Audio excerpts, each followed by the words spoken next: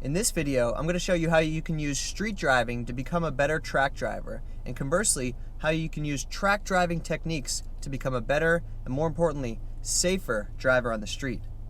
Now, I'm not a professional driver yet. If you haven't seen my other videos, that's my 5-year plan, and this is year 1. But I do things on the road right now while I'm driving on the street that help me, when I get on track, become faster, become safer. And these are things that I've learned going to racing school and also just absorbing information as I learn on how to become a better racing driver. So even if you're not a racing driver, or if you want to become one, or you just want to learn how to be a safer driver on the street, these are some techniques that can help you do that. Whether you're going to the grocery store, picking up the kids, just going for a joyride, I'm going to walk you through a few different things that I currently do now while I'm driving pretty much all the time that will ultimately translate to faster driving on a track and right now safer driving on the road. Okay, so first things first, before you even get moving, obviously you want to make sure you're in a comfortable position. Comfortable is safe, and when I say comfortable in the car, I don't mean in a lounge chair ready to fall asleep. I mean sitting upright, able to reach all of the inputs. So your most important thing first starting out are your pedals. So where are your feet in relation to your pedals?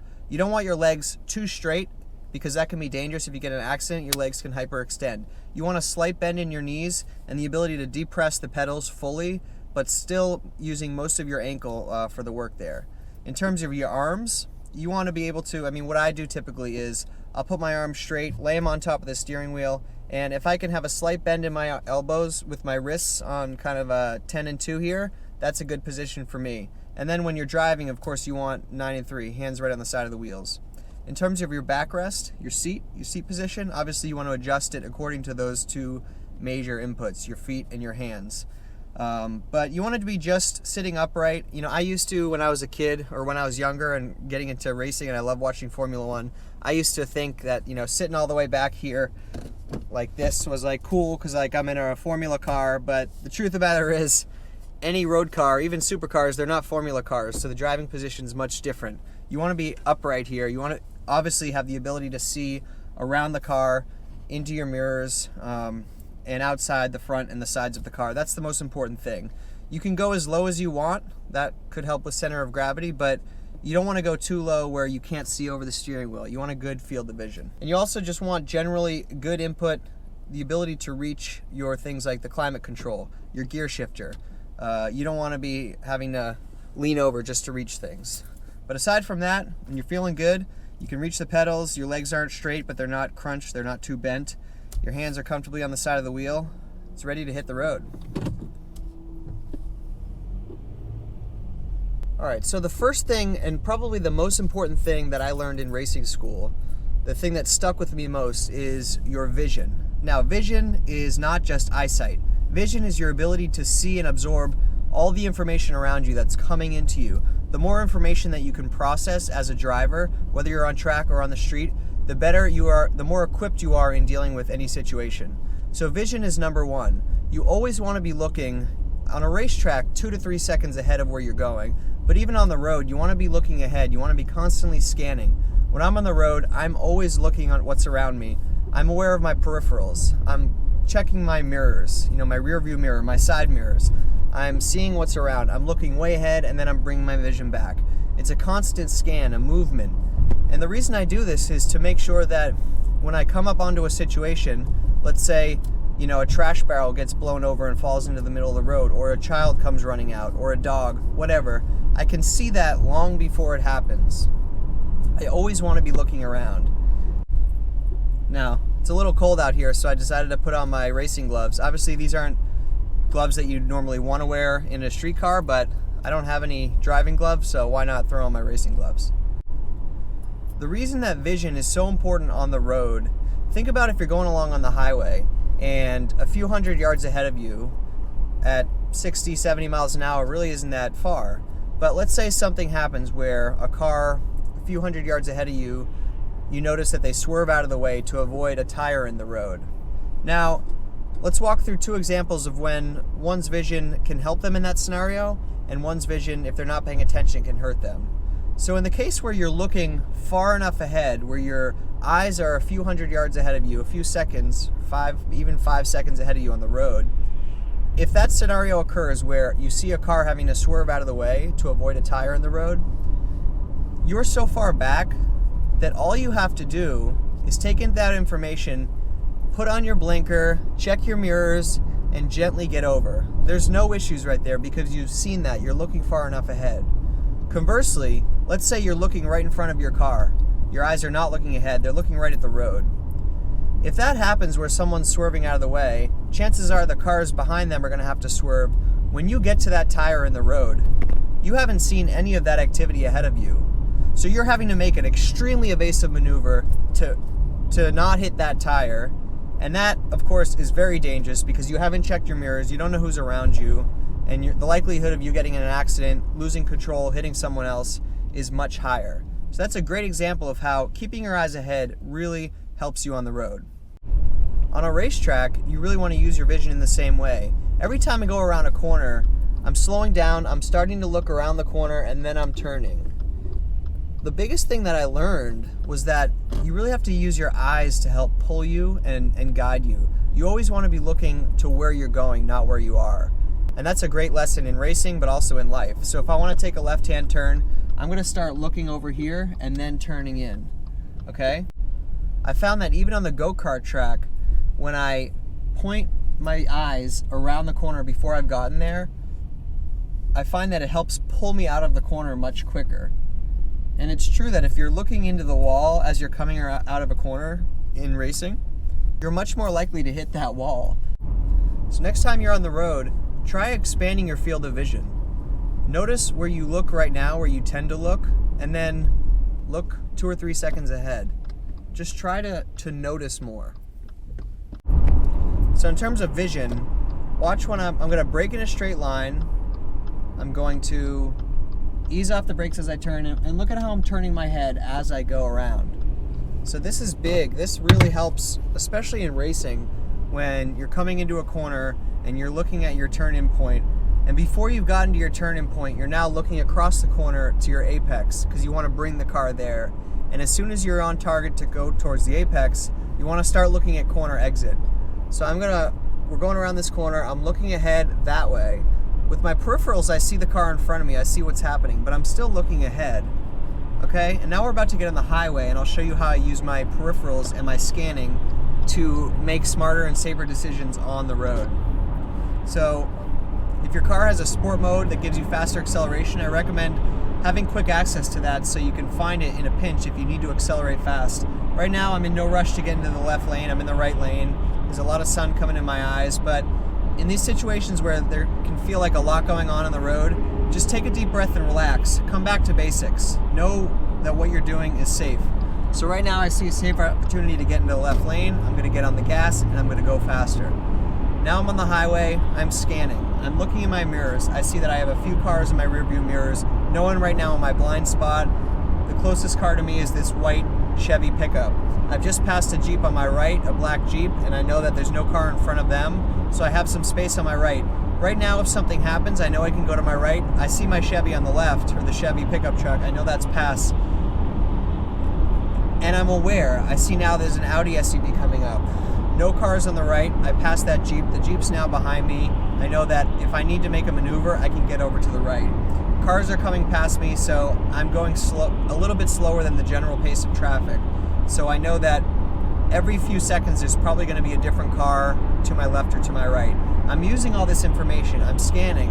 I'm looking in my rearview mirror. I'm looking in my side mirrors. Obviously, primarily I'm looking ahead, but I'm kind of using all this information. I see a car coming up and passing on the right. Anyways, guys, the point is always have your eyes open. It doesn't have to be stressful, but to avoid these last-second panic situations, the best way to avoid them is to prepare for them, and you prepare by getting in the habit of scanning, using your vision, taking in as much information as possible, so that when the time comes to make a split-second decision, you're already going to know what to do. All right, the second thing you can do when you're on the road is get in the habit of taking in sensory information. So specifically, right now I'm taking in the sun, specifically sights, sounds, and the feelings, the physical feelings, not touch so much. The more information, I mentioned before, the more data and information you can take in as a driver, both on and off track, the more better equipped you are to deal with whatever's in front of you. Okay? A racing driver who is able to understand the nuances of a track, the different camber, the temperature, the subtle changes when you're on the curbs versus off the curbs, what happens when to the tires and the connection with the road. All of these little things are coming up through the car. The more you can take in that information and utilize it, the faster you are. Same thing on the road. You want to be taking in information so that you're equipped to deal with something. As I mentioned before, vision is a big one. It's a great thing to practice. So when you're driving, one thing that I do is I'll work on one sense at a time. So I'll say, okay, for the next 30 seconds, I'm just going to take in as many things through my eyes as possible. I'm going to try to notice things that I don't typically notice. I'm going to look in places that I don't typically look. Obviously, my main goal is to be safe and keep my eyes on the road, but I'm going to notice the colors of the houses, the different textures of the road, where are there potholes, how many light poles are we passing. Trying to expand my field of vision. And the purpose of this is to get in the habit of taking in more information, so I'm not just looking at what's in front of me. Because if I just look at what's in front of me, I'm going to miss a heck of a lot. The next sense that you want to work with is your feelings. So what you feel through the car. Obviously, there's a tremendous amount of feedback and input that the car is giving you. The primary places where you want to pay attention, of course, are your feet. So a lot of information from the road is coming through the pedals, okay? Through your hands, of course, they're connected to the steering wheel, so you can get a lot of feel for what the tires are doing, the different traction levels, how well the car is turning or not turning. And finally, through your butt and your back. In the racing world, they call it the assometer. How well can you feel and get connected to the car through your seat? There's a huge amount of information through the vibrations, the frequencies that are coming through all of these three primary areas that you really want to pay attention to. So when you're on the road or on the track, get in the habit of becoming aware of the feelings that are coming through these primary areas. What are different textures in the road produce? What does that translate to in terms of feel? Does it get more bumpy, and what does that mean? Can you feel the tires losing or gaining grip? There's lots of different subtle frequencies and pieces of information that are coming through these primary inputs. Okay, so you've done vision, you've felt the car. What about sound? There's a lot of information if you just stop to listen. You can hear a lot. Sound is a crucial part of driving. Nowadays a lot of vehicles are becoming electric, right? We're seeing more electric vehicles. So just because they're electric doesn't mean there's not sound. In fact, you can hear more sound from the tires and the wind. But more conventionally, in a gas car, in an internal combustion car, you want to be able to hear the gear changes, hear the car accelerating, especially on a racetrack where you're relying on sound to know when you need to shift gears and at what point you need to do certain things. Get in the habit of paying attention. I'm going to go left here because the sun is just getting into my eyes everywhere we go. The point is, you want to get in the habit of paying attention to your sounds, your feelings, your sight, your vision, in order to take in more information so that you are either faster and or safer on the road and on the racetrack. Now, in terms of the other two senses, you may be wondering, what about smell and taste? Well, smell actually comes into play when there's a problem. So if you're smelling an oil leak or a gas leak or something burning, obviously you want to rely on your sense of smell to detect that problem and be able to diagnose it and understand, do you need to get off the road immediately or the track, or can you safely bring it home and then address it later? And obviously taste, well, unfortunately, taste doesn't come into play much with driving unless you got your coffee, which I already had this morning. All right, the next thing, after you've practiced your vision and gotten the habit of becoming aware of what's coming in through your senses, is left foot braking. So left foot braking is an interesting one because depending on who you're talking to, which drivers, some drivers do it, some racing drivers, others don't, but by and large, if you're getting into racing, you definitely want to learn how to left foot brake. The reason is, the time it takes for you to move your right foot from the accelerator to the brake pedal is, maybe it takes a few milliseconds, but When you add that up lap after lap, if you're doing it dozens or hundreds of times per lap, that can result in a loss of a few seconds over the course of a race. Everything about being on track is about being as quick and smooth as possible. So when you left foot brake, you reduce that time it takes to move your right foot to the gas pedal. So you're effectively eliminating any waste in between those two inputs. So left foot braking is something that right now I do it all the time on the road. I started to practice it after I went to racing school and we talked about it. The cars that I drove, you couldn't do it because there was a clutch and the steering column was in between your 2 feet. So there's no opportunity to use the left foot to brake. But basically, it's exactly what it sounds like. You're using your left foot to brake.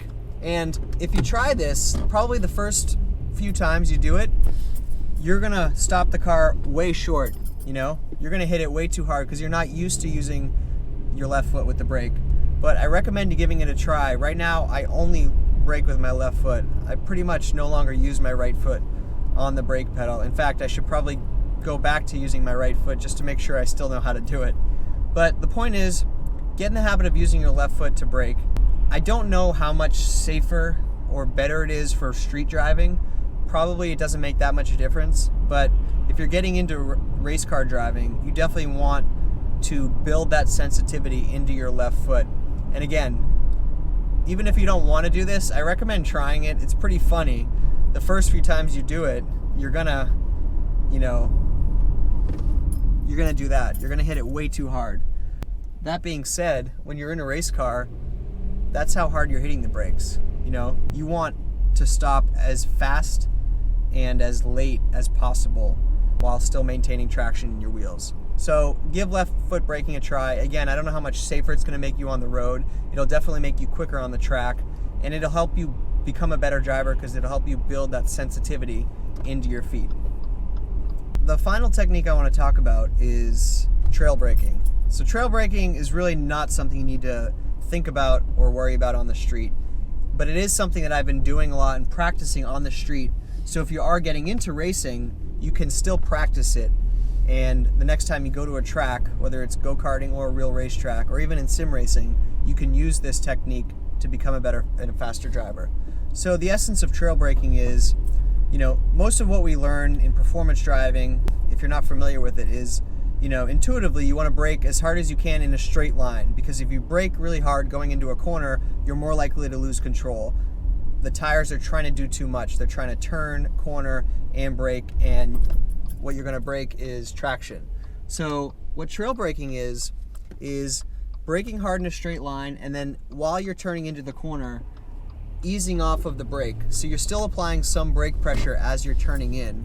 And what this helps the car do is maintain more grip or more weight on the front end of the car, the two front tires. And with more weight and grip on the front tires, it's going to help you turn and rotate that car into the corner. If you don't apply any trail braking, think about when you brake in a car, what happens to the car? The car dives forward. Everyone is familiar with this. You brake hard, all the weight goes forward, and that puts more weight on the front tires. That is good. With more weight on the front tires, they now have more grip because they're more planted into the road.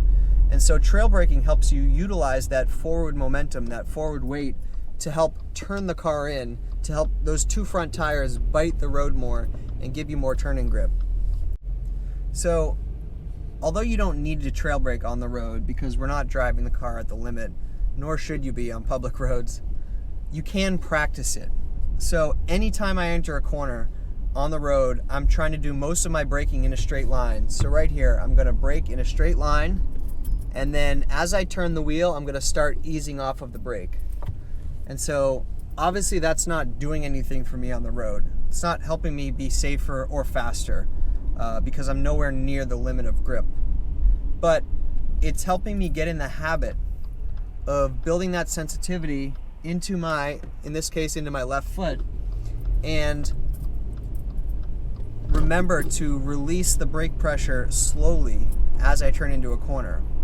So there's this theory in racing, it's called string theory. It's nowhere near as complicated as real scientific string theory. But basically, imagine you tied a string from your hands to your right foot. And I think you could apply this to your left foot too. And when your hands are straight, that string is taut. There's no slack in that string. but you can push down the gas pedal as far as you can while your hands are straight.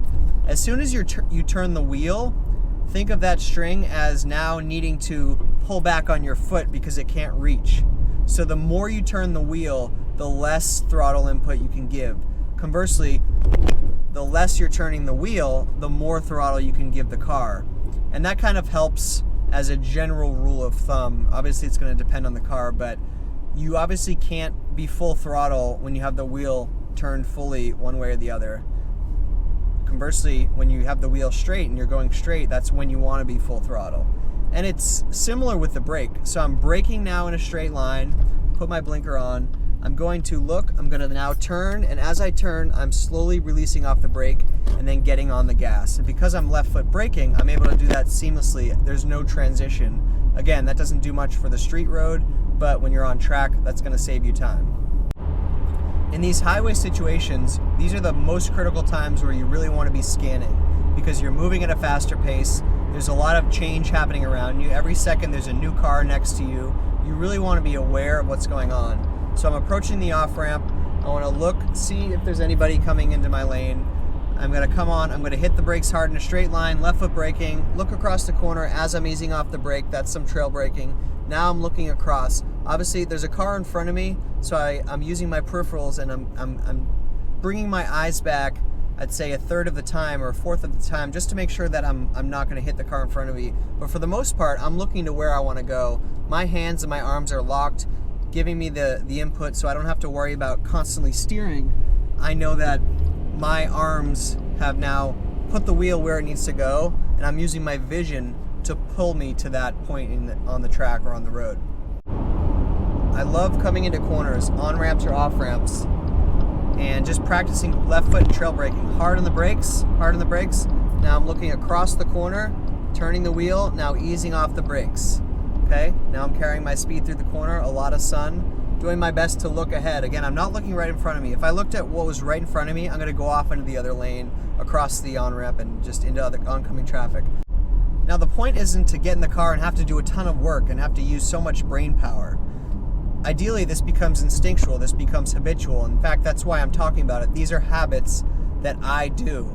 There's many other things that you probably can do that other people do that I don't know about now or that I don't do, but these are things that I actually am in the habit of doing. So I'm always scanning, and it's no longer work. It's just kind of, it's what I do on the road, and it helps me be a safer driver.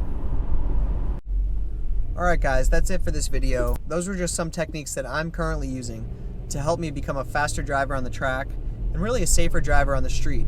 If you've tried any of these techniques, I want to hear in the comments below which ones you enjoy, or if you've done other techniques that I didn't talk about, let me know in the comments, because I want to learn, I want to become a faster driver on track, and I really believe in safe driving on the street. I think there's a big difference between a controlled environment on a racetrack where you're trying to take the car to a limit, where people are there intentionally, versus on the road where you have a big mix of people who just need to get somewhere, and it's not really a controlled environment. So safety on the road is very, very important. So I hope these techniques help you become safer. Again, if you've used any of them, I want to hear about it. If not, well, I recommend going out and trying them. Specifically, if you want to have a little laugh, go out and try left foot braking. Just brake with your left foot. Go to somewhere where you don't have anyone right behind you, kind of a quiet street or something, and just try it and see how well you're able to do it. Feel the sensitivity. Just start to become more one with your car, and I guarantee you'll enjoy driving more and you'll be more safe on the road. Alright guys, that's it for this video. I will see you on the next one.